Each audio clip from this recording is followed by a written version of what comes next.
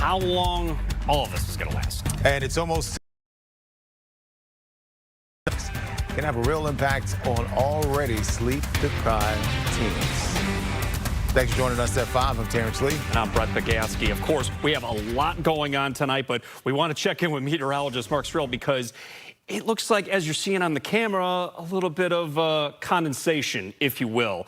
It just seems so different to just kind of get used to what season we're in right now. Oh, yeah. Well, and it's been different from hour to hour. I mean, just about an hour and a half ago, we were socked in. Visibility was tight. Now things have cleared up. We're seeing a little bit of sunshine, but we've also warmed up as well. And that's why we have the possibility of severe weather as we go through this late afternoon and early evening. And we've seen a couple of rounds here so far. There's been some strong showers and thunderstorms downstate, but now we're looking at severe thunderstorm warnings. This is northwest Indiana. This is Lake County until 5:15. And a new box has just been put up as well.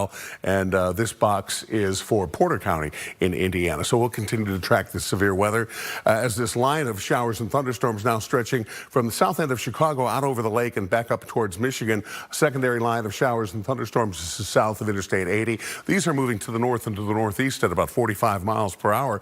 But there's been some gusts, wind gusts in excess of 60 miles per hour. So some damaging winds. We'll also see some hail out of this and obviously dangerous lightning as well. So we're looking down to the south. We're up on the north side of Chicago, looking down around the lake. Couple of things, a lot of things going on here, actually. There's the fog that we had. This is the cloud cover that we've had. This whole dark area on the bottom end of the lake, that's where the severe weather is occurring this hour. So we'll continue to track that for you as we go through the rest of the afternoon into the evening. One final check I want to show you. Look at these numbers here. 79 degrees right now at Gary. You get up on the other side of the lake, 61 degrees at Waukegan and 61 degrees this hour in Woodstock. So a wide variance in weather conditions, a wide variance in temperatures. And that's why we're here to track it for you all afternoon and all evening. I thank you, Jesse Jackson, for your service to our nation and the world. Well done, good and faithful servant. Well done. Thank you. From former vice presidents, former presidents, prominent church pastors, even an NBA Hall of Famer, thousands came together today to say goodbye to Reverend Jesse Jackson. Today was the last public celebration of the iconic civil rights leader's life. So he passed away last month at the age of 84 after taking on a rare neurological disorder. At his homegoing service today at the House of Hope, you heard stories about the Reverend's influence on politics, corporate boardrooms, and picket lines, and 3 former presidents were there. President Barack Obama took the stage first. He spoke about Jesse Jackson's impact on politics. Reverend Jackson ran for president twice in the 80s. And the former president said even though he never won, Jackson paved the road for so many other people to follow. Because of Jesse, the Democratic Party changed its rules, ending the winner-take-all distribution of delegates during presidential primaries, which meant underdogs and outsiders like Bill Clinton or Bernie Sanders could stay competitive and build momentum instead of getting knocked out early. And it was because of that path that he had laid, because of his courage, his audacity, that 2 decades later, a young black senator from Chicago's South Side would even be taken seriously as a candidate for the presidential nomination. I still credit that first run of Jesse's and Harold Washington's campaign for drawing me to Chicago. And former President Joe Biden saw firsthand Jackson's impact in the political world. The two came up in the Democratic Party together. I knew he was determined and tenacious. I knew he was underrated, undeterred, and unafraid. Not a joke. And more than most, Jesse was dedicated with every fiber in his being to redeeming the soul of America. The soul of America. You know, Jesse came up, and I came up together as leaders in the Democratic Party. We had very different backgrounds, in some cases even different views, but never on race. Sometimes we went at toe-to-toe. We disagreed on some issues. But that's what I actually admired most about Jesse, his passion. He was passionate. His passion, the courage of his convictions. And the last president to take the stage was Bill Clinton, and he talked about how he and the Reverend Jackson didn't always get along, but he said he made him a better president. He was always pushing on things, and he knew that change came from the outside in and sometimes from the inside out. So he knew how to keep pushing and nagging and wearing you out. And many came back to the word at the service today, hope. They said Reverend Jackson gave it, he shared it, and made others believe in it. He used his gifts to give voice to the voiceless, free prisoners, and build the Rainbow Coalition, bringing together the rejected stones of society, instilling hope in them and reminding them that as God's children, they are somebody special. Hope was the common thread in memory after memory. For many, that was Reverend Jesse Jackson's greatest legacy. When I met him, I was giving him the poor man's story.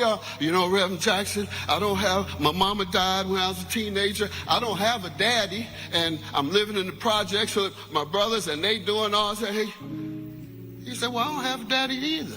He said, I had 3 daddies. I had 3 last names. He said, why you feeling sorry for yourself? Jesus could have been a hopeless street youth. But he fought back. And the way he continued to talk about it, some way I seemed that he was reflecting on his own life. So I began later to put it together. And I said, yes, indeed. Jesse Jackson could have been a street youth, born under the same circumstances, born in substandard housing in Greenfield. 3 last names, wasn't sure who his father really was. Folks gossiped. Joseph can't have no baby. Who that baby daddy? Didn't have the right to vote in Greenfield under King Herod. The government was on his back. J. Edgar Hoover. But he didn't run to the corner and complain. Oh, my mama was a teenage mama. I don't have the right to vote. The government is on my back. Give me a swig of that wine. He didn't do that. He said, I am the son of Helen Burns, and I have come and sent by God to change my condition and the condition of this world. Hope showed up in actions, in private and in public. We thank you that Jesse Louis Jackson not only called us to keep hope alive, but showed us what hope looked like every day. Never quitting, never assimilating, never selling out, but lived with the tenacity, endurance, and courage and boldness because his hope was based on his faith. Hope lives when people keep the work going, when they take up the challenge and push forward. We will put the good Reverend, my father, to rest today, and will honor him by building upon his work and taking up the challenge. And so while he would be delighted to witness this gathering of friends and allies, and sorry to not be here to conduct it personally, he would be intent that we stay the course and carry on the struggle for justice. I thank you all for being a part, not just of his work over the years, but to the shared commitment of our future together. Keep hope alive. And at Operation Push, Jackson's work did just that, kept hope alive, reached millions through televised broadcasts, rallies, and marches. And tonight we are hearing from Jackson's childhood friend and some of the people who helped him document the movement. Tia Ewing shows you those stories. I am somebody. I am somebody. Red and yellow, brown, black, and white. We're all precious in God's sight. At Operation Push on Chicago's South Side, Reverend Jesse Louis Jackson Sr.'s work was seen by millions, but behind the cameras were the people helping document the movement. He was a really down-to-earth person. For nearly 2 decades, Calvin Steen helped produce Jackson's television programs and events. That work often meant early mornings and long days, but it also meant witnessing history up close and personal. It was something I got to meet a whole bunch of people that I would have never gotten close to if it had not been for him. I traveled with him to New York. I traveled with him. We went to New Orleans when it flooded. That was an experience. I mean, it was just wonderful. And it was amazing the way he could draw a crowd. They would just gravitate to him. Melanie Brown worked with Jackson 14 years. She says documenting his work was both humbling and historic. It's been humbling and I'm grateful. You know, just seeing all the people that come through there and everybody that Rev showed love to and helped. I've been to marches with him. Just documenting all that history is just amazing. Jackson's leadership traces back decades, from his early activism at North Carolina A&T State University to marching for voting rights with Martin Luther King Jr. in Selma. Friends from his hometown say even as a teen in Greenville, South Carolina, Jackson showed signs of the leader he would become. He was funny. He could be very funny and charming. He was egalitarian. He had friends from every part of town and other high schools, and kids looked up to him. Teachers adored him because he was a role model. But then he could be mischievous. There was a group of students who, if they didn't have their homework, they could rely on him to distract the teacher so they wouldn't take up the homework. Friends say even as a young man, Jackson had the charisma and confidence of a leader. But during segregation, talent didn't outweigh race. Jackson once hoped to play quarterback in the Midwest, but the opportunity never came. Maybe we should play quarterback in Illinois. Yeah. And the fact that he felt he had the talent, but that he wasn't able to make the team made him very depressed. And I know he and my dad had a few conversations, and he said, you don't have to stay there. You can come back and go to North Carolina A&T. They'll love you. You'll play. And that was sort of how that worked out. That leadership would eventually carry Jackson to national prominence, including 2 historic campaigns for president and decades of advocacy for civil rights and economic justice. That would pave the way for Barack Obama to become the first Black president. All those things matter. Barack Obama does not win Iowa primary in 2008 had those things not happened in the 1980s. I mean, Jesse Jackson absolutely paved the way and brought it to the political. Certainly, you know, I think about him sometimes metaphorically. He's standing below when Dr. King shot at the Lorraine Motel, right?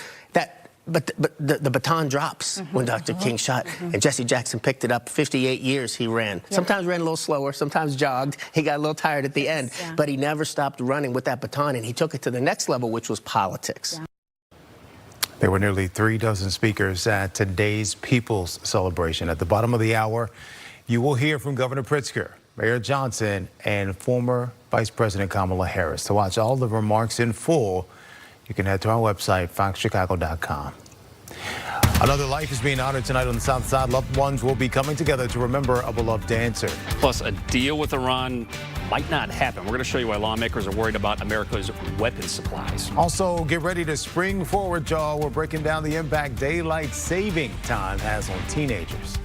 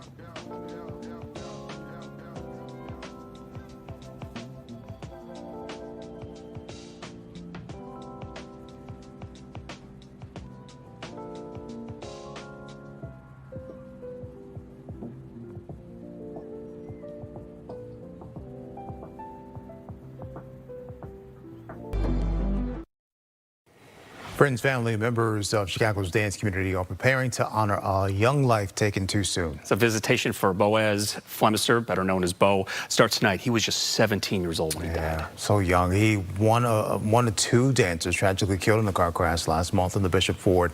His visitation ends at 7 tonight on the city's south side. Illinois State Police say the SUV was carrying 5 dancers when the driver lost control and fled. Bo and a 25-year-old dance director, Lazarus Hollywood Gonzalez, were killed. 3 other teammates were critically hurt. Tomorrow, viewing will be held at 10 in the morning. It will be followed by what organizers are calling a final performance at noon at the Harold Washington Cultural Center. We spoke to Bo's mother today as she was getting ready to say goodbye. Here's what she says is her favorite memory of her son. Today, I am preparing to release him to the rest of the world for the first time. And I am just remembering him and his laughter and what he would want. I will definitely miss him telling me, you can't wear that. Or, Mom, we're going to be good. I'm going to miss his smile, but most of all, his personality. So we'll get through today and through tomorrow as graciously as possible. A set of flowers, the family is asking for donations to help support funeral expenses. Leslie Moreno will have more of the services at 9 tonight. An Indiana judge blocked the state's abortion ban. So the judge said the abortion law violated the rights of those who say their religion requires them to have access to an abortion. Now, state lawmakers passed Indiana's abortion ban in 2022. So it bans abortions except for extreme cases such as the health of the mother, rape, or incest. Indiana's attorney general can appeal this decision. Well, at first, the files were missing, and now the Justice Department posted 3 FBI interviews related to sexual assault allegations against President Donald Trump. The records involve a woman who told agents she was sexually abused by Jeffrey Epstein and Trump starting when she was just 13 years old. So the president has repeatedly denied any wrongdoing, but we don't know why the Justice Department did not release the allegations before. We have new information on the conflict in the Middle East. We found out Russia provided information that could help Iran strike American assets in the region. Today, Iran launched a new wave of attacks on neighboring countries that are hosting American forces. U.S. and Israeli strikes hit Iranian targets, including a drone carrier and the bunker for Iran's late supreme leader. President Trump says he won't accept any deal with Iran to stop the fighting unless they surrender. But some lawmakers are concerned about the country's weapons supply. I am concerned particularly about munitions and the consequences for our ability to defend our interests in the Western Pacific and in Europe. The overall mission in this operation is to ensure that Iran can never again possess a nuclear weapon. The State Department says nearly 24,000 American citizens in the region have safely returned to the U.S. since the operation began. Now, speaking of that very topic, the war continues to have worldwide impacts, especially on the price of oil. Yeah, I'm sure you're all feeling that pain at the pump right now. The national average for a gallon is now $3.32. That's up from $2.98 just a week ago and $2.90 last month. Oil prices are surging with tanker traffic nearly halted on the pivotal waterway for oil transportation. President Trump says it's a short-term spike for a long-term gain. Democrats aren't buying it. Donald Trump doesn't want gas prices to go up. He should not have unilaterally started a war with Iran. As soon as this ends, those prices are going to drop, I believe, lower than even before. The White House also says Venezuela's cooperation with the U.S. will help drive down the price of gas, too. If you want to get your money back from tariffs, got to listen up here. U.S. Customs and Border Protection said they're working on a new system that will simplify the process of giving out refunds. So they said it should be ready in about 45 days. You may remember last month the Supreme Court struck down President Donald Trump's sweeping tariffs. It was on Wednesday. A judge ordered the government to start paying back all importers for the tariffs they paid with interest here. This is something that we've been talking about all day, especially, well, it looks it's a little bit clear now, but we had rain, we had fog, we had a little bit of sun. It's trying to peak out here. It's trying to get to spring here, but how long is it going to last? Yeah, and it could get severe in certain parts too, Mark. Yeah, I mean, there's a lot going on even right now. I mean, just look at this picture. We've got some blue skies trying to peek through, and when that happens, the temperature starts to warm up, and that's when the atmosphere really starts to churn. We start to produce some heat in the atmosphere, and that's when some severe weather can pop. And right now, 78 degrees in Kankakee. We're at 79 degrees in Gary. Meanwhile, on the cool side of that front, temperatures all the way down in the low 60s this hour. Temperatures pretty much showing that same spread. And right now, satellite and radar showing this line of showers and thunderstorms that's produced some severe weather in northwest Indiana, specifically in Porter County and Porter County and Lake County earlier. And there's been some stronger showers and thunderstorms downstate. We're keeping an eye on these areas of showers and thunderstorms that have been producing some gusty winds. They could produce winds up over 60 miles per hour. You can see there are some winds now at Gary gusting up to 34 miles per hour and 37 mile per hour wind gusts now at Michigan City. So everything's flowing in from the south. Those warm temperatures are washing over Chicago this hour, and we're going to continue to keep an eye out as we go through the early evening hours. But as soon as this clears through, we should quiet things down, at least for a while. But there is another round of some showers and thunderstorms that are scheduled to appear after midnight tonight during the overnight hours. And I'll tell you more about that. Plus, we'll have the 7-day forecast coming up.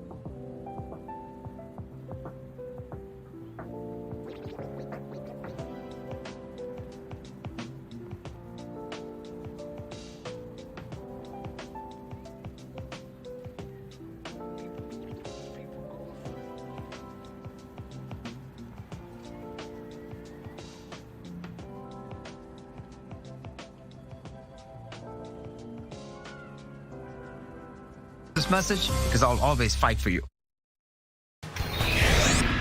Okay, let's go across America. We got to go to Florida. We're going to do this. There's a home condemned, abandoned, but some tenants moved in, some new ones. Yeah, you know where we're going with this. There are rats everywhere. Just look at all of them crawling around. Those glowing dots Those are their eyes. The infestation is so bad the rodents have made their way to other streets. Neighbors say the rodents are jumping the fence, running on power lines, just terrorizing the whole community. The problem has become so bad, neighbors say their security cameras are constantly being triggered by the rats on the move. So they're now spending thousands of dollars on bait boxes and home repairs to keep those little guys out. We're going to do this, we're going to do that, we're going to have a hearing. Hearings don't get anything done. That doesn't get rid of the rats. They're all still in here and they're multiplying like crazy. Taking it into their own hands. Because the property is privately owned, the county has to follow a specific legal process before they can forcibly clear the debris or do anything about the infestation. Why does this always have to go back to Florida? This is always happening here. A prehistoric visitor during the school day, this camera caught this guy wandering near the fence line at an elementary school. You know, he may look like he's ready to go to school, but he decided to ditch the last 2 periods. He said, "See you later. I'm going to go ditch out." He went back into his canal where I guess he belongs. Maybe he's going to go have some after-school drinks. See what you did there. See you later, alligator. Okay. Teenager just got a life-changing surprise in the form of a pair of shoes. Had it since 13. When she was 3, she was diagnosed with Weaver-Smith syndrome. It's one of the rarest genetic conditions in the world. It causes rapid increases in height and foot size due to bone overgrowth.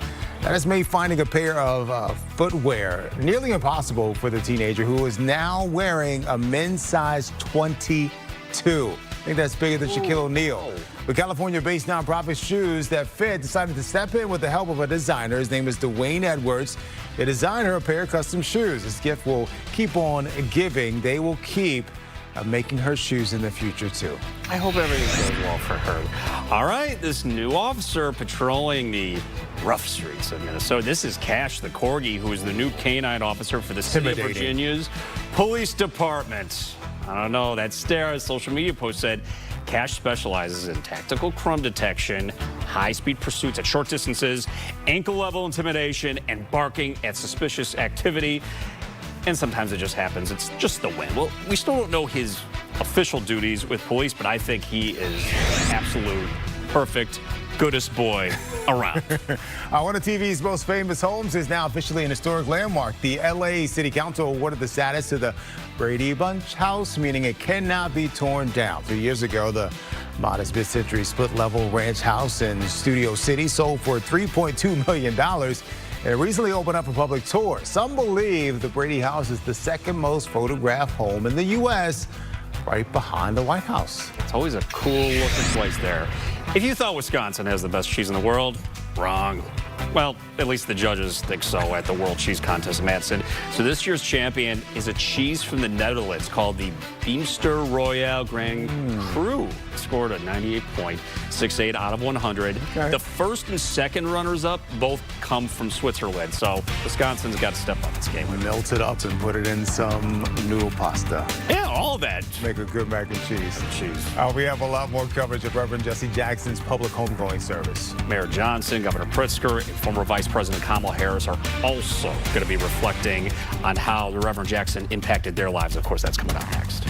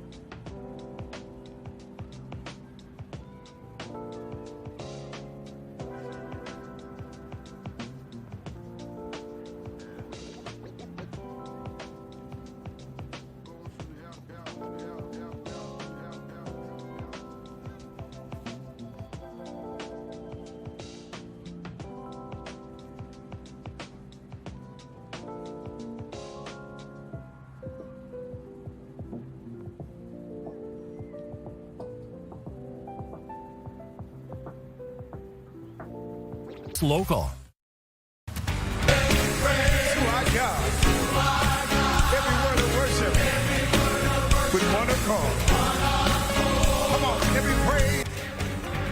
We are continuing our coverage on the homegoing services for Reverend Jesse Jackson. This was truly a celebration of life and the final public tribute to the civil rights icon. And several big names were there. We heard from former presidents Bill Clinton, Barack Obama, and Joe Biden. Former Vice President Kamala Harris also spoke, who reflected on the Reverend Jackson's legacy.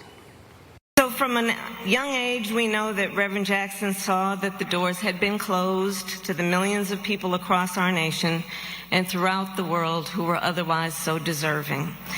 And they were doors, of course, to opportunity, to equity, to justice, to freedom. And so he dedicated his life, as we all know, to breaking down those barriers. Reverend Jackson was impatient. He did not waste time waiting. Even when the doors in front of him were barred and bolted, even if those on the other side hesitated or even ignored him, he always devised a way through. Jesse Jackson was a strategist. He was one of the most effective community and political organizers of our time. Governor Pritzker also spoke about how each day for Reverend Jackson was a new day to bring justice in an often too unjust world. His ambition, the North Star of his advocacy, was to shape a world where justice is not an anomaly but a constant, where fairness and equity and dignity are so ubiquitous in our lives, they simply flow amidst us like water. Reverend Jackson was at once a mighty roaring river, able to create movements and galvanize masses with his words and his passion, and a gentle brook, able to provide guidance and comfort to the beleaguered and the bereaved. And right after the governor was Mayor Brandon Johnson. He called Reverend Jackson a friend, a mentor, and a source of inspiration. And can we show our love? The Reverend will be remembered certainly as an incredible oratory champion, but to the people in Chicago, we knew him as a brilliant strategist, a master negotiator, an organizing savant. His instincts, see, he didn't shy away from the painful realities of racism and hatred, but he had a God-given ability to bring people in, to encourage them in, and to enlist them into the fight of our collective liberation. It was his instincts that understood that labor and faith were one and the same, as Dr. King prophesied. It was his instincts to stand up against school closures and the shuttering of mental health clinics. It was his instincts that led protests down Michigan Avenue when a boy's life was taken by a police officer and then government decided to cover it up. It was his instincts. And there's a private homegoing service tomorrow at Rainbow Push Coalition headquarters. Yeah, but before we wrap up today's services, we want to leave you with some of the moving and emotional music from today. But the morning cometh, the Lord is our light and our salvation. Whom shall we fear? Don't let opposition break your spirit. It's healing time. It's hope time. It's Hillary time.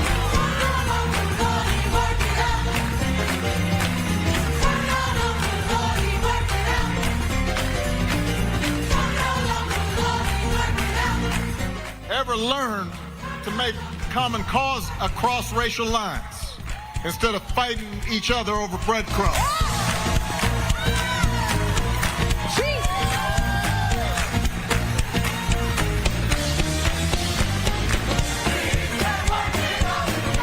We thank you that there was no fight too small nor too big that he was unwilling to take on.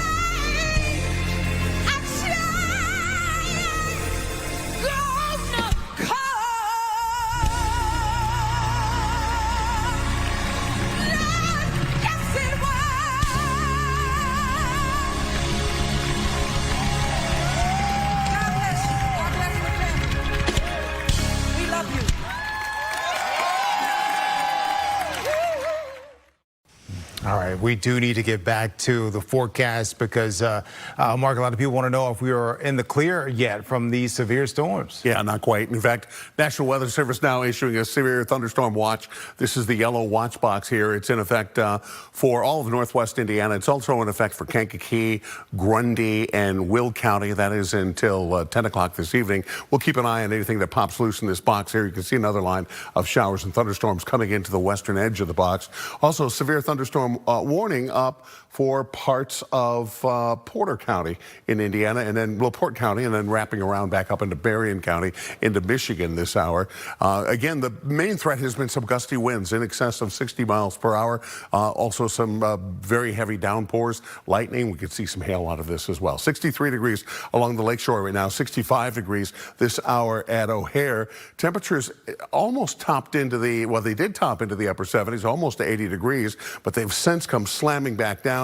Upper 70s at Gary just about an hour ago, now 63 degrees with winds coming off the lake from those showers and thunderstorms. 73 though, still in Kankakee. Wind speeds now gusting at times up over 35 miles per hour. Again, the possibility of severe weather continues as we go through the evening. We'll keep an eye on it for you. And be careful, everybody out there. All right, the story is for you, all right? Losing an hour of sleep this weekend.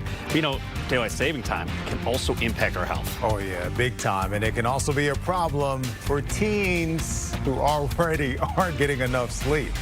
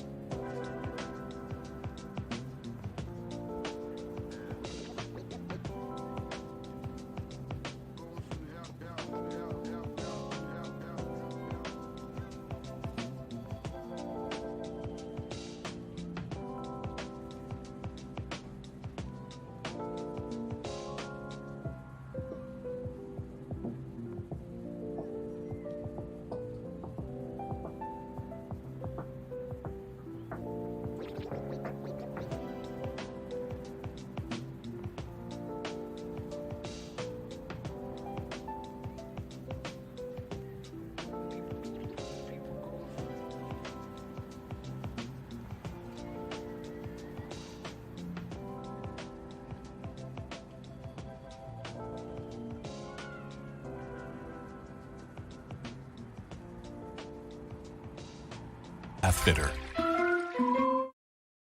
All right, y'all. It's almost that time. On Sunday, we'll move the clocks forward an hour for daylight saving time. You know, our phone, I think, automatically operates, but you're going to have to change your car and your microwave, all that stuff. So it comes out as there's a new study that shows many teenagers are already running on too little sleep. Casey Cronus live downtown with the very latest. Hopefully, it's some good news, Casey. Hi, Brett and Terrence. Well, that study shows that more than 75% of high school students report they're getting less than 7 hours of sleep per night. And even more troubling, a quarter of them say they're barely getting 5 hours. Now, that study was released just this week in the Journal of the American Medical Association, and it sampled 120,000 high school students over more than 15 years. Researchers found insufficient sleep was more strongly linked to anxiety and depression, as opposed to social media use and screen time, though local experts say that can still play a role. Doctors we spoke with tell us this weekend, as we prepare to spring forward, it's a good opportunity to talk to your kids about healthy sleep habits.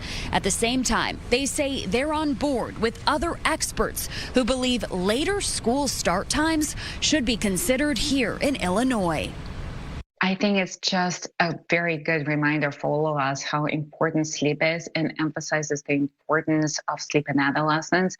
And I hope it also sparks some attention to Illinois efforts to make later start school time. We as pediatricians and sleep medicine physicians feel very strongly about it. And I think there is a way for all us, including educators and parents and students, to collaborate. Here in Illinois, some lawmakers want to see daylight saving time go away completely. A bill introduced just last month suggests that we stick to standard time year-round, but says we'll only do it if Missouri and Iowa also get on board. Live downtown, Casey Cronus, Fox Chicago. All right, Casey, thank you. We're still keeping an eye on potentially severe storms that could be moving in tonight. So it might dry out by tomorrow. Meteorologist Mark Strell has his full forecast after the break. I'm Cassie Carlson. It's been a busy week for the Bears, setting themselves up for free agency next week, and they are still active. The latest trade made within the hour. Plus, is there a temporary answer at left tackle within the division? We discuss next in sports.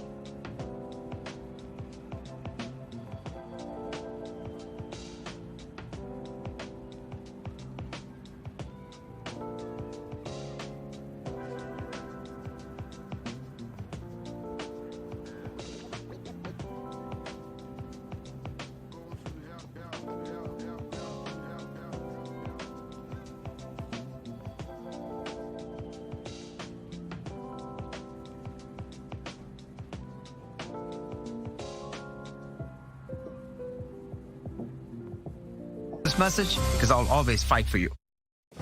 It can always be a little concerning when it gets a little bit warmer out, just because this is usually the start of severe weather season, and we're already starting to see that now. Yeah, it is. That's certainly the case today. We have some severe weather even ongoing now, especially across northwestern Indiana.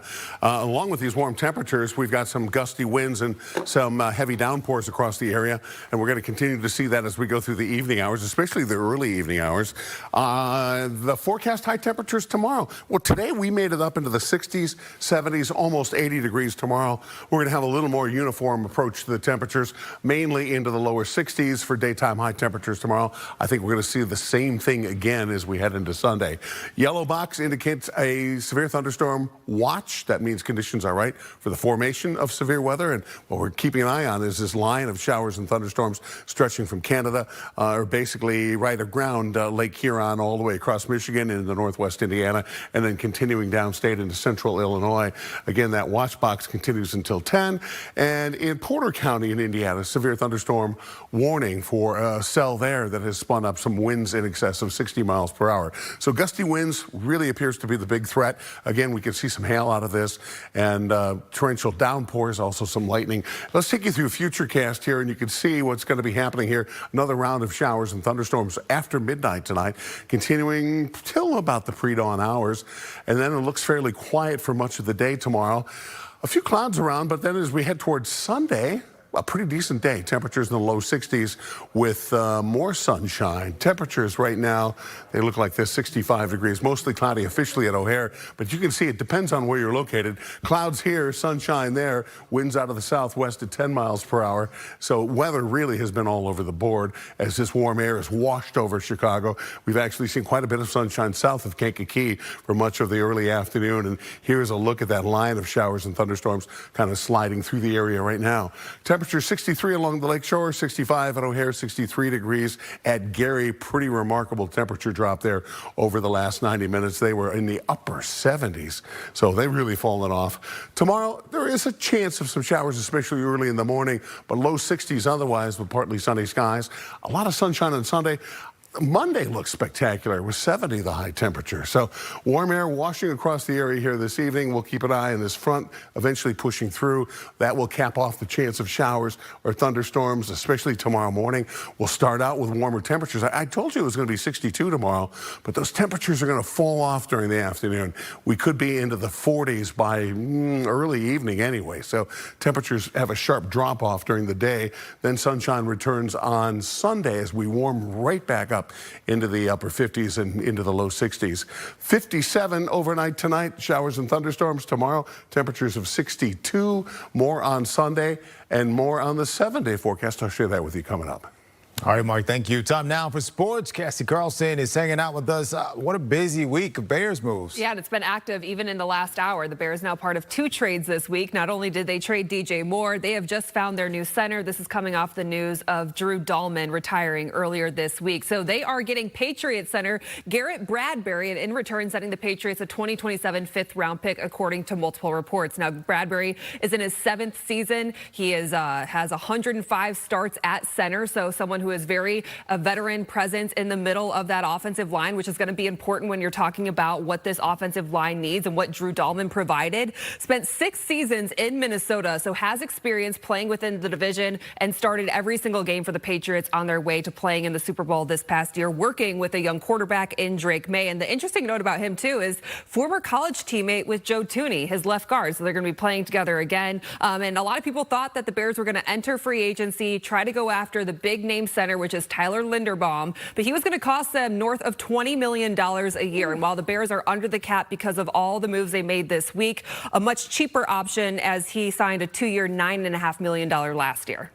And it just so happens the Detroit Lions released Taylor Decker. I know. Could that be an option? Left tackle. I hear the Bears are in the market for it. Well, that's something that you're looking at, his relationship with Ben Johnson. Taylor Decker spent 10 seasons with the Lions. He has obviously experience and probably not a long-term investment that you want to make at left tackle, but given his experience in Ben Johnson's system, could be a 1-year fix because there are so many holes on this roster that the Bears need to address at the start of free agency next week. All right. It's just amazing because they went from about $8 million over, and now they're going to be way under and have an extra draft pick with that Buffalo Bills trade. Yeah, we're going to talk about this all on the offseason coming up at 6 o'clock on Fox Local. Olin Kreutz, former Bears center, is on the show. Take a listen to what he had to say about the decision at center.